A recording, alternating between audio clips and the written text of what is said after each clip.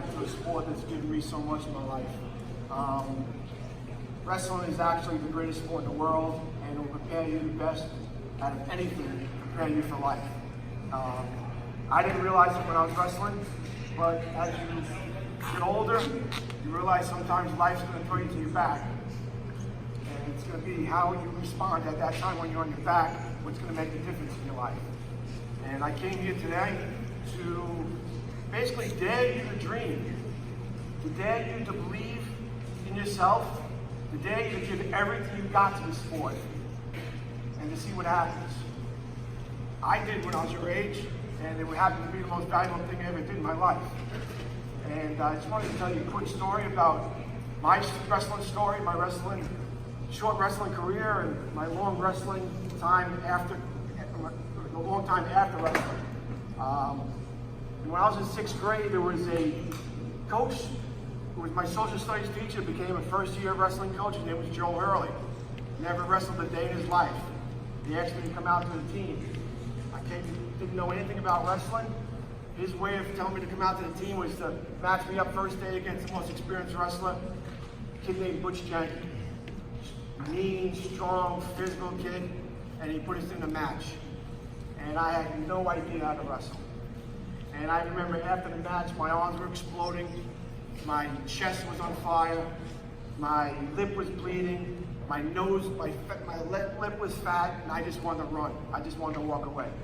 And he came up to me after the match, and it was like, for him, it was like a totally different outcome. I just got killed. And for him, it was like, you know, I see something in you that is special. And he says, he made me believe in myself before I even believed in myself at the time. And from that point on, he dared me to dream. And I remember it was the first year at Packer. The walls in the gym were bare. There was nothing in the gym at all. Nothing hanging on the walls. And I remember the first time we were in the gym, he basically looked up and he just said, "Would you use some championship banners on these walls?" So that became my first goal. And he taught us how to wrestle. The first thing he taught us how to do was to dream and to believe. He knew nothing about wrestling. He knew everything about dreaming and believing. So he instilled that dream, that belief in us. And then he taught us how to wrestle. We went undefeated for the first 2 years at Packer. We got a banner on the wall. I remember leaving Packer and saying to myself, you know what? I could be a league champion. And after a couple of weeks of thinking about being a league champion, I said to myself, you know what? I could probably be a county champion if I really dedicated myself to it. And after a couple of weeks of saying to myself, you know what? I could probably be a state champion. Okay, so I started dedicating myself to going out for those big time goals. We had no reason to believe those type of goals. As Tony said, our varsity program hadn't won a match in 10 years. What Tony didn't tell you is they hadn't scored a team point in 10 years. They hadn't won one match, not the overall match, one match in the matches for 10 years. But then we got a new head coach, Dan Nolan, and he made the chemistry. He made it about being a family. He made it about being teammates. He made it about, we would do anything for him. We would run through a brick wall for him. And then again, so by the time I was my sophomore year, I did become league champion. That was a magical, magical year. Our team became so good, we had no right to be as good as we were. We were beating teams that we had no right to be on the mat with. We beat a team that was ranked 5th in the county at the time. It was one of the most magical moments. If Floyd could put all the moments together, take out football, and he put all the magical moments together, this had to be one of the most magical. North Babylon was ranked 5th in the county at the time. We were nobodies. We were nobodies for a long time. We hadn't won a match, like I said, for the longest time. We needed a pin to come down to the last match, and one of the Kazanecki brothers pinned. We won, and it was like unbelievable. There was no internet at the time. Nobody knew about it, but for us, it was just like such a special moment. It was just unreal. And then the belief started to really compound at that time. We started believing. I won my league title that year. I started saying to myself, I could dedicate myself. I'll work twice as hard. I'll put in twice as much time. Made the sacrifice, gave up things. Put in an unbelievable amount of time. And then I got hurt. And And I did not accomplish my dreams. And I left the sport hating the sport. I mean, I vowed never to let my kids wrestle. There was no way they were possibly going to go through the pain that I went through by committing 6 years to a sport and getting absolutely nothing out of it. 26 years go by. Never wanted anything to do with the sport. And then I started realizing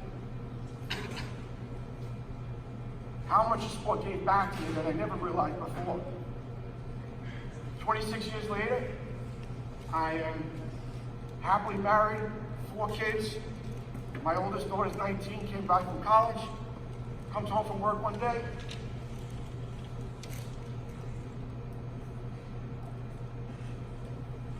Goes up to her room, me and my wife are watching TV, and we hear a thud. And we do what everyone else does at that time when you hear something in your house and you have no idea where it is. You check outside, you check the garage, you make sure nobody's robbing the house.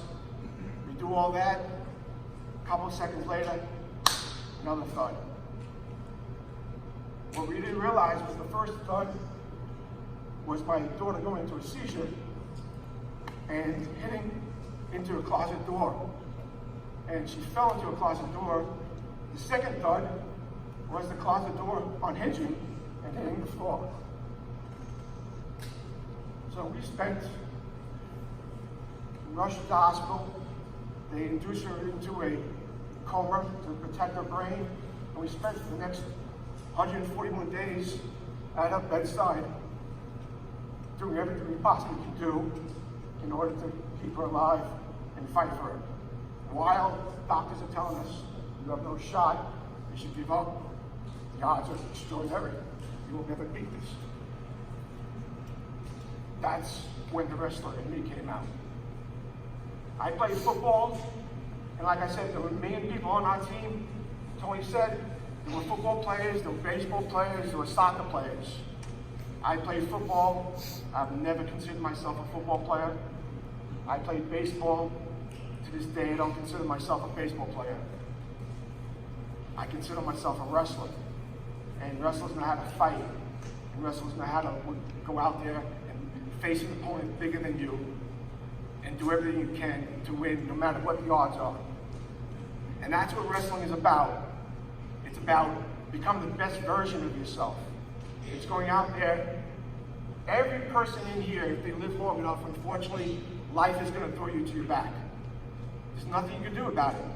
Somebody's going to get sick. There's going to be a diagnosis, a death, a divorce, some sort of loss in your life. And you need to overcome that. And you need to reach down. And you need to persevere. And you need to never quit. And you need to bond together with your teammates.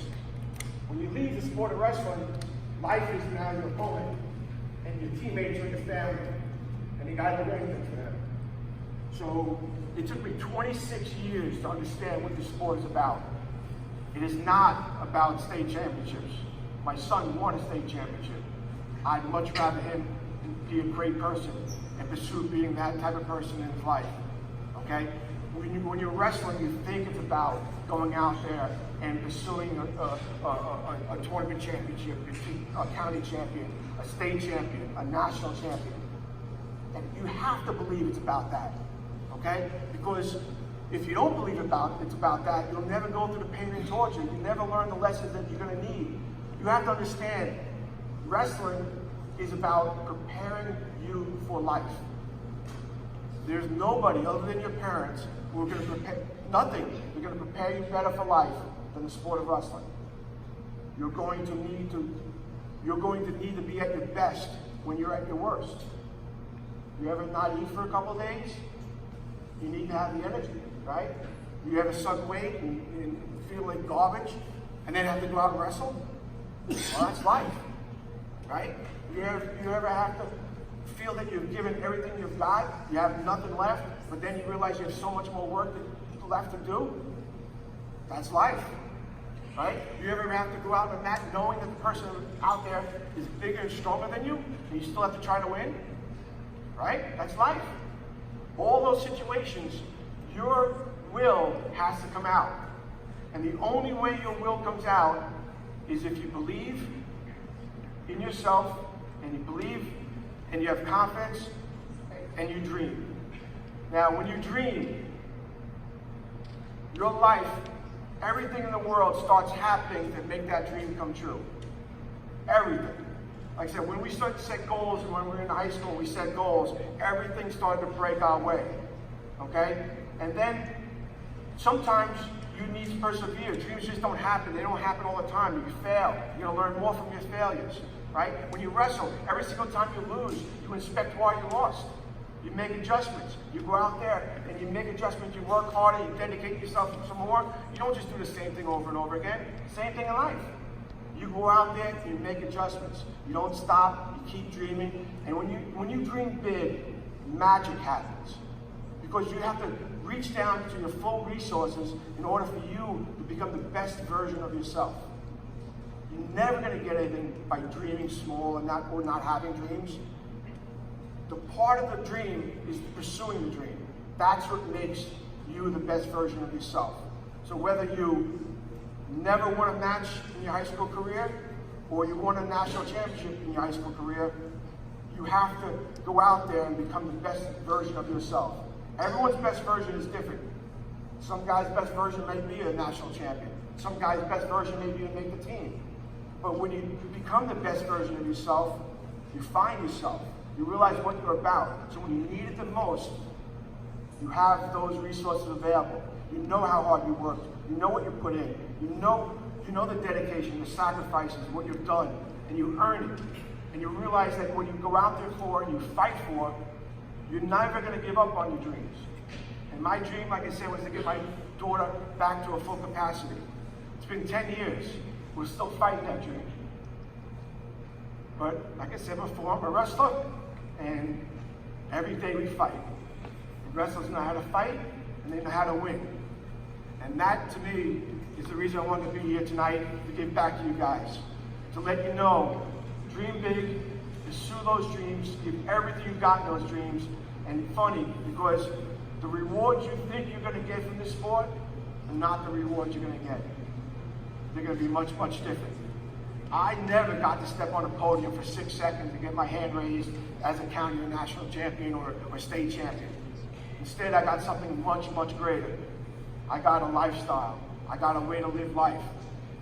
I could have had 6 seconds on a podium or 40 years off the mats living a lifestyle that made my life the best it could possibly be. And that's what wrestling is about.